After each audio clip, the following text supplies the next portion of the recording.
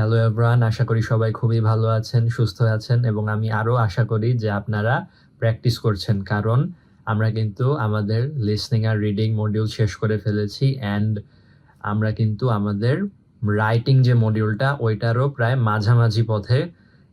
So আজকে আমরা আমাদের রাইটিং টাস্ক 1 শেষ করে ফেলবো। এটা হবে আমার লাস্ট ভিডিও অ্যান্ড এই লাস্ট ভিডিওতে আমি দুইটা জিনিস কভার করব। আমি লাস্ট ভিডিওতে দুটো জিনিস কভার করেছিলাম, যেটা ছিল বার চার্ট অ্যান্ড ফাইনালি আপনাদের দেখিয়েছিলাম একটা মিক্সড গ্রাফ কিভাবে হয়। সো এগুলো যদি আপনারা একটু রিসার্চ করেন অথবা বই যদি কালেক্ট করেন অথবা আপনারা যদি ইন্টারনেট থেকে পিডিএফও নামিয়ে প্র্যাকটিস করতে থাকেন, তাহলে কিন্তু আপনাদের জন্য অলরেডি ইফেক্টিভ হবে। আর যদি প্র্যাকটিস না করেন তাহলে কিন্তু আমি যতই পড়াই যতই বুঝাই, দিন শেষে কোনো লাভ হবে না, আপনি এক্সামে কিছু লিখতে পারবেন না।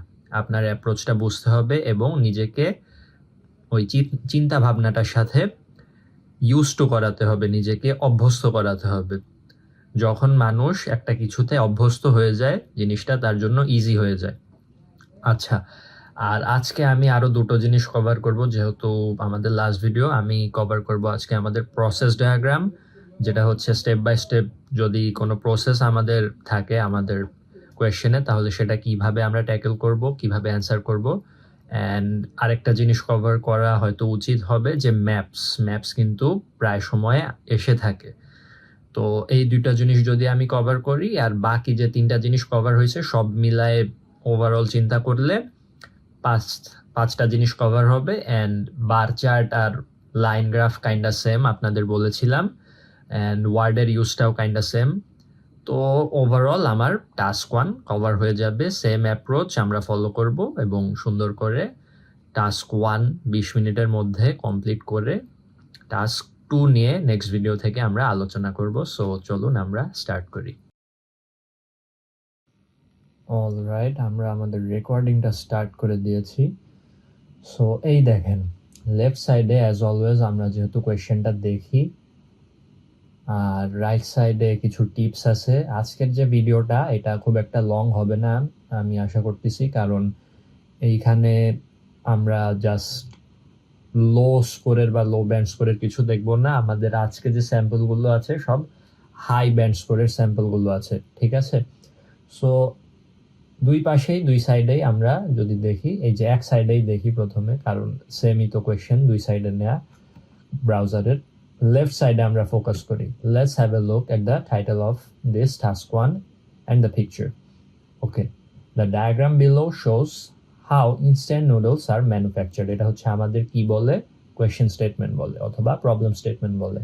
দেন আমাদের যে ইনস্ট্রাকশন, সেখানে অ্যাজ অলওয়েজ যেটা বলা থাকে, summarise the information by selecting and reporting main features and make comparisons where relevant. গত দুই ভিডিও ধরে আমরা সেম জিনিসই দেখে আসতেছি আমাদের ইনস্ট্রাকশনে, এটা আনচেঞ্জড, যেকে বলে ফিজিক্সের ভাষায় কনস্ট্যান্ট, নো চেঞ্জ। আচ্ছা, তার মানে আমরা বুঝতে পারলাম এটা হচ্ছে আমাদের ইনস্ট্যান্ট নুডলস, খুবই মানে কমফোর্টেবল এবং খুবই সুবিধার একটা জিনিস ইনস্ট্যান্ট নুডলস। সাপোজ রাত হয়ে গেছে, এখন রান্না করার কিছু নাই, খিদা লাগছে, এটা নুডলস আছে আমার, গরম পানি ঢেলে দিই, একটু নাড়া দিই, শেষ হয়ে যাবে।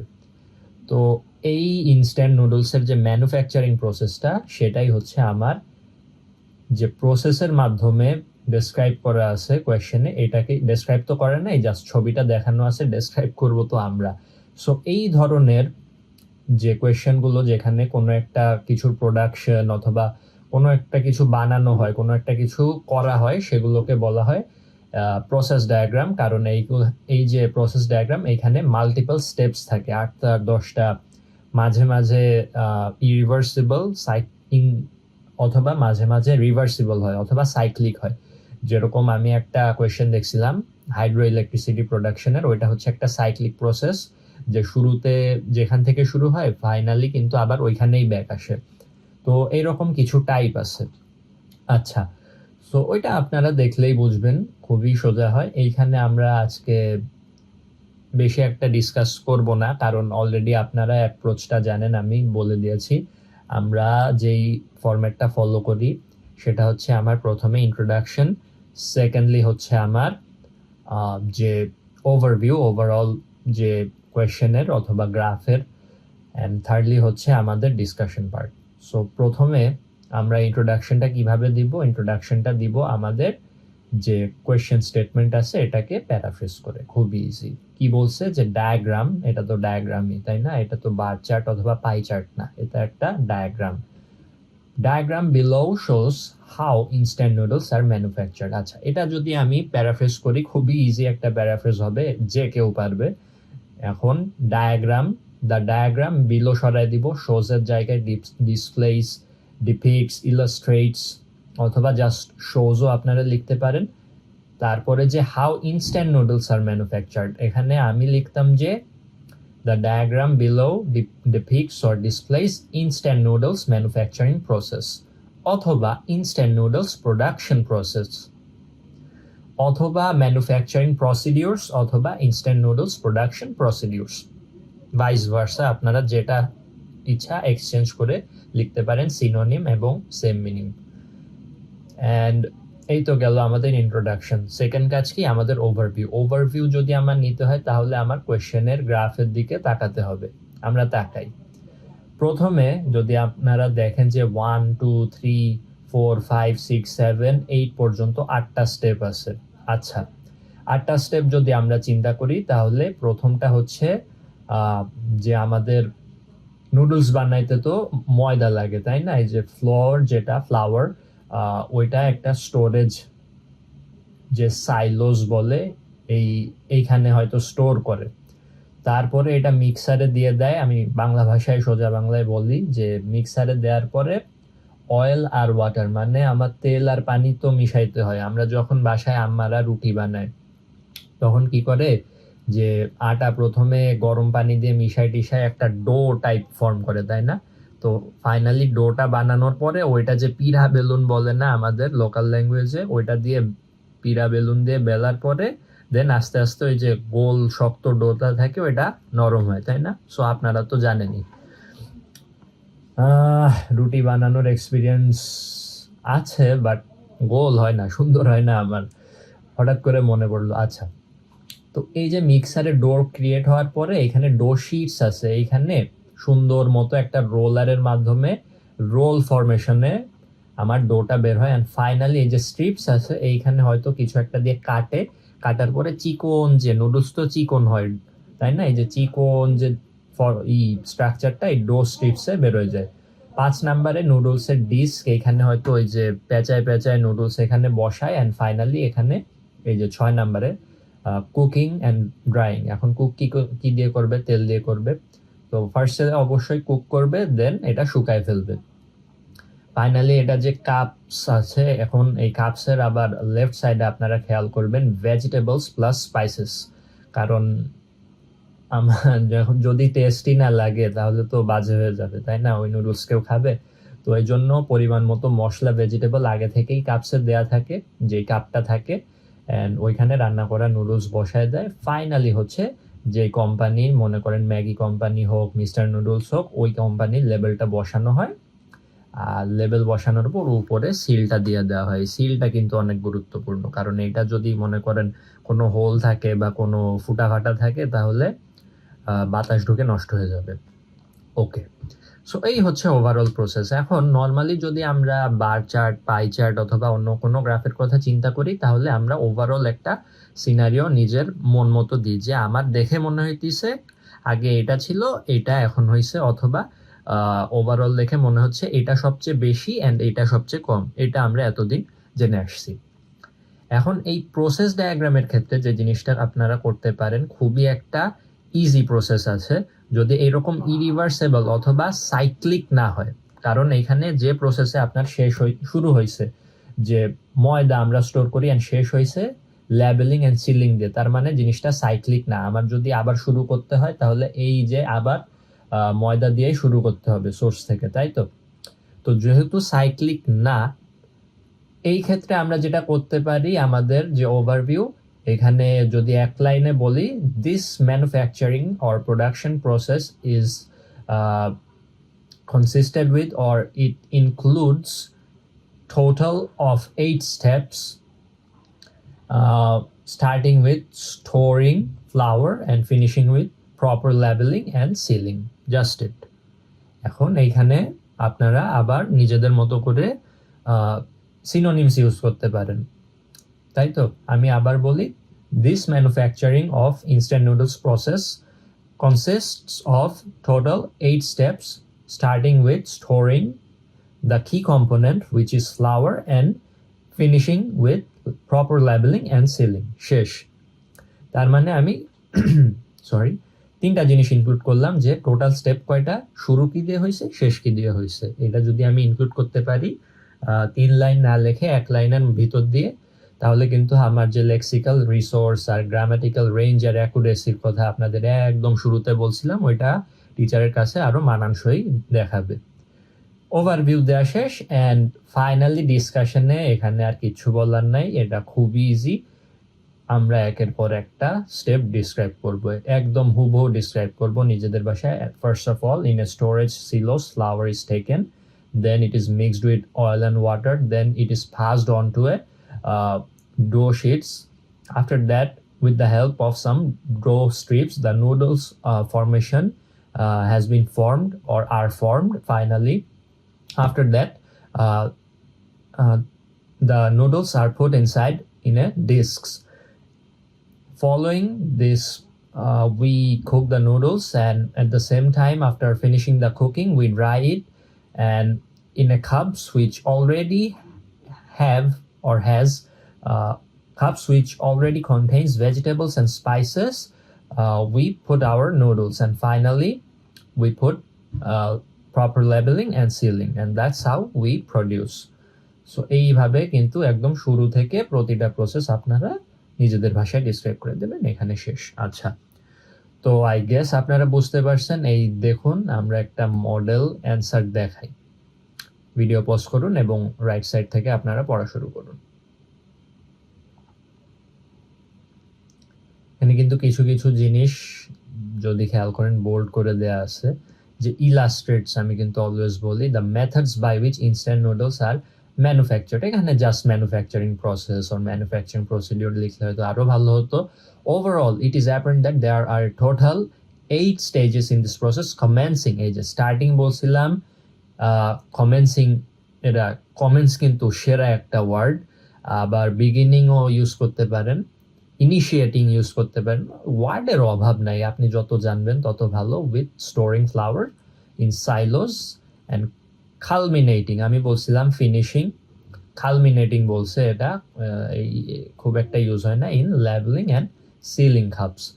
তারপরে এই যে এই ওভারঅল, এটা কিন্তু ওভারভিউ, ঠিক আছে। এখানে যে কাজটা করছে, যে আপনাদের বলছিলাম না যে 2টা অ্যাপ্রোচ থাকে বা 2টা ফরম্যাট থাকে। প্রথম ফরম্যাটটা যেটা এতদিন আমি ডিসকাস করতেছি, 3টা প্যারা, আর সেকেন্ড যে ফরম্যাটটা সেটা হচ্ছে ইন্ট্রোডাকশন, প্রথম প্যারা, দ্বিতীয় প্যারা, কনক্লুশন।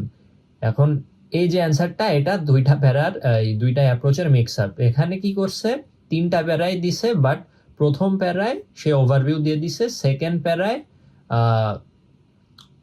হাফ ডিসক্রাইব করছে এই যে 4 নাম্বার প্রসেস পর্যন্ত, অ্যান্ড থার্ড প্যারায় সে করছে কি, আরেকটা প্যারা নিছে এই 5 থেকে 6 ডিসক্রাইব করতে।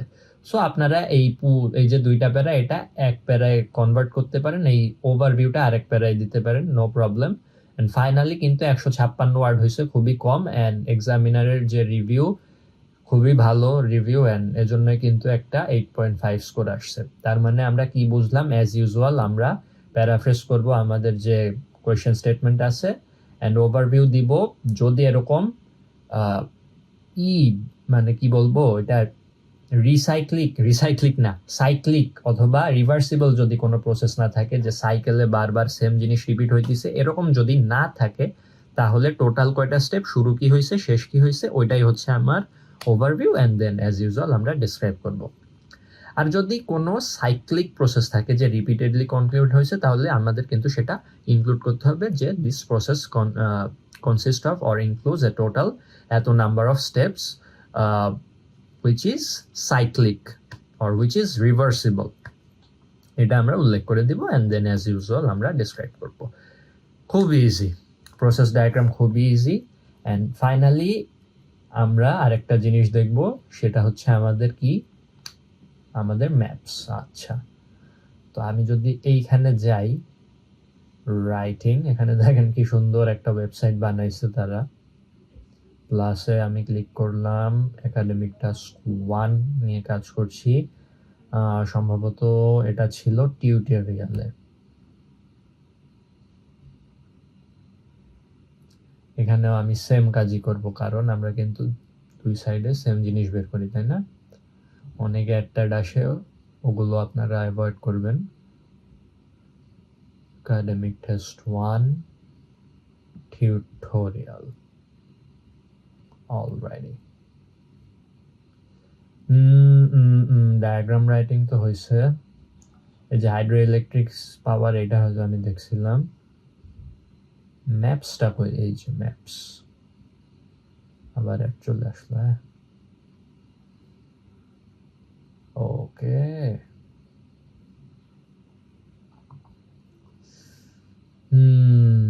আচ্ছা, এখানে তো ম্যাপসে কি ম্যাপস হচ্ছে কোথায়? ম্যাপস এই যে এটা পোর্ট ভিউ টাউন। অলরাইট, খুবই ভালো মতো খেয়াল করবেন, এখানে আমাদের কোয়েশ্চেনটা দেয়া নাই, যেহেতু এটা আমাদের স্যাম্পল না, এটা হচ্ছে টিউটোরিয়াল। বাট কোয়েশ্চেন ওই যে সেমই থাকবে, বলবে যে this is a town, the map describes a town which was or the condition of this town, এই যে পোর্ট ভিউ টাউন নাম বলে দিছে। the maps the below the maps below describe the condition of Port View town back in 1990 and after some changes in 2010. and এটা হচ্ছে আমার যদি ধরেন প্রবলেম স্টেটমেন্ট থাকে, এরপরে অ্যাজ ইউজুয়াল ইনস্ট্রাকশনে থাকবে ওই যে summarise and follow the main যে কি points and make comparisons where it is necessary or relevant, তাই তো? আচ্ছা, এটাকে একটু জুম করতে পারি আমরা? হ্যাঁ, অবশ্যই পারি। এটাও একটু জুম করি। প্যারাফ্রেজ কিন্তু এরা করেই দিছে। Map show developments made in a seaside town call Port View. আচ্ছা, টাউনের নাম হচ্ছে পোর্ট ভিউ, অ্যান্ড এই টাউনের 1990 সালের যে দশা আর 2010 সালের যে দশা। অ্যান্ড ম্যাপস কিন্তু অলওয়েজ দুইটাই থাকবে, এরকমই থাকে মোস্ট অফ দ্য টাইম, যে প্রথমে একটা জায়গার অবস্থা থাকে and after made some changes or development, হয়তো কিছু বছর পরে, কিছু টাইম পরে আরও নতুন নতুন জিনিস আসে, তো ওইভাবে আমাদের ডিসক্রাইব করতে হয়। সো আমাদের কাজ কি? প্রথমে আমরা প্যারাফ্রেজ করব কোয়েশ্চেন স্টেটমেন্টকে, দেন আমরা ওভারভিউ দিব। ওভারভিউটা কীরকম দিব? যে টাইম ফ্রেম 1990 থেকে 2010 সাল, from this to this, from the two maps we can perceive that a lot of changes or advancements of developments have been taken place over time or over the years in particular town. যে টাউনের নাম দেয়া থাকবে, এখানে port view আছে, ওইখানে port view, অর্থাৎ এই টাইমের ভিতরে এই টাউনে এই চেঞ্জগুলো হয়েছে। মানে প্রতিটা চেঞ্জ তো বলবো না, বলবো যে অনেকগুলো সিগনিফিকেন্ট কিছু চেঞ্জ হয়েছে যেগুলো আমরা দেখতে পাচ্ছি, অ্যান্ড দেন আমাদের ডিসক্রাইব করা শুরু। তাহলে ডিসক্রাইব যখন করব, আপনারা এই যে নর্থ, সাউথ, ওয়েস্ট, ইস্ট এটা দেখে নেবেন প্রথমেই, এখানেও সেম। আচ্ছা, আমরা একটা একটা করে দেখি। প্রথমে হচ্ছে গলফ কোর্স, যেটা ওইটা আমার অনেক বড় হয়েছে। এখানে একটা রিসোর্ট ছিল, এটা 1990-এরটা, আর এটা হচ্ছে 2010-এরটা। দুই সাইডে দুইটা আমরা দেখতেছি যাতে ইজি হয়। রিসোর্ট যেটা, ওইটা 5 স্টার হোটেলে কনভার্ট হয়েছে। ফার্মল্যান্ড, যেখানে কৃষিকাজ করা হইতো, ওইখানে পার্ক হয়েছে, অনেক জঙ্গল টঙ্গল হয়েছে, যে ওয়াটার হোল আছে, মানে একটা পার্ক হয়েছে। শপিং মলটাকে বড় একটা শপিং কমপ্লেক্সে কনভার্ট করা হয়েছে। সুইমিং পুল এই একটা ছিল, সুইমিং পুল আরো কিন্তু 2টা ইনক্লুড করছে, 3টা হয়েছে। এই ছিল লেফট সাইড। রাইট সাইডে আমরা দেখি যে এলভিন স্ট্রিটের নর্থ সাইডে, এটা কিন্তু নর্থ সাইডে আমাদের ইনক্লুড করতে হবে। এলভিন স্ট্রিটের নর্থ সাইডে নতুন একটা কার পার্কিং হয়েছে, যেটা আগে ছিল না 1990-এ, 20 বছর পরে হয়েছে। শপস, যেটা শপস ছিল 1 2 3 4টা স্টল অথবা 4টা শপ ছিল। Number of shops have been increased to double, আমরা বলতেই পারি। সাগরের জায়গায় আছে, আর যে পিয়ার্স এখানে যে বন্দর অথবা যে নৌকা যে রাখে, অথবা যে কোনো যে নৌকা হোক বা ট্রলার হোক এখানে যে রাখে, এটা দুইটা সাইড হয়েছে, নর্থ সাইড সাউথ সাইড, দুই সাইডে এখন রাখে। আগে জাস্ট এক সাইডে ছিল, নর্থ সাউথে ছিল। আমরা এটা ইনক্লুড করতে পারি যে ক্যাফে ছিল, ক্যাফে হচ্ছে আরো সরে আসছে ডাউনওয়ার্ড, অথবা ক্যাফে হচ্ছে আরো সাউথওয়ার্ড ডিরেকশনে মুভ করানো হয়েছে। এই হচ্ছে টোটাল কাহিনী। এখন এইখানে যে অ্যাপ্রোচটা দেখাইছে, এইখানে হচ্ছে প্রথমে যাতে কোনো কিছু মিস না যায় একটা একটা করে এই যে গোল গোল দিয়ে দেখাইছে। আমি যদি লেফট সাইডে দেখাই আপনাদের, এই যে গোল গোল, আপনারা মার্কিং গুলো হয়তো খেয়াল করতে পারছেন। গল্ফ সাইজের কোর্সের এইখানে গোল, এটা আরো বড় হয়েছে। দেন রিসোর্ট, এটা দেন স্মল রিসোর্ট বলছে, এটা বড় 5 স্টার হোটেল বলছে। চেঞ্জড, কনভার্টেড ইনটু ফুটপাথ, এবং এগুলো আপনারা কোয়েশ্চেনে কিন্তু লিখতে পারবেন। কোয়েশ্চেনে আপনারা লিখতে পারবেন, এগুলোতে আপনাদের সুবিধা হবে। যদি আপনার মনে করেন যে না আমার লেখার দরকার নাই, কোনো ড্রাফট বানানোর দরকার নাই, তাহলে কিন্তু অনেক ভালো করে আপনি লিখতে পারেন। বাট আরেকটা কথা এখন বলে রাখা প্রয়োজন, আমি বলতে ভুলে গেছিলাম যে পার্ট 1-এর জন্য ড্রাফট বানানোটা অনেক ইজি। ড্রাফট কি, যে আমি ইন্ট্রোডাকশনের যে কি পয়েন্টগুলো লিখবো, ওভারভিউ এর কি পয়েন্টগুলো লিখবো, আর ডিসকাশনের কি পয়েন্ট গুলো লিখে রাখবো, অথবা যে মেইন জিনিসগুলো আমার থাকতে হবে বা আমি চাই আমার পার্ট 1-এ আমার অ্যান্সারে, সেগুলো আমি পয়েন্ট বাই পয়েন্ট নোট করে রাখবো আমার কোয়েশ্চেনে। আর সেম ভাবে এই যে ম্যাপস আছে, এখানে গোল গোল দিয়ে যেভাবে আপনারা পারেন কোনো কিছু যাতে মিস না হয় এই জন্য পয়েন্ট আউট করে রাখা হয়েছে। ওকে, তাহলে আমরা তো জানি কিভাবে অ্যান্সার করতে হয়। একটু জুম আউট করি, মডেল অ্যান্সার আমরা একটু দেখি। depicted maps illustrate how a seaside town, এটা seaside town না দিয়ে আমি coastal town দিতাম, কারণ এই ওয়ার্ডটা আমার কাছে বেশি সিম্পল লাগে। known as port view, আমি known as লিখতাম না, seaside town port view which use করতাম, যেটা আমার কমপ্লেক্স সেন্টেন্সের স্ট্রাকচারটাকে শো করাইতে পারতাম। which has transformed over 2 different time periods, ঠিক আছে। and overall the significant changes took place in infrastructure and facilities.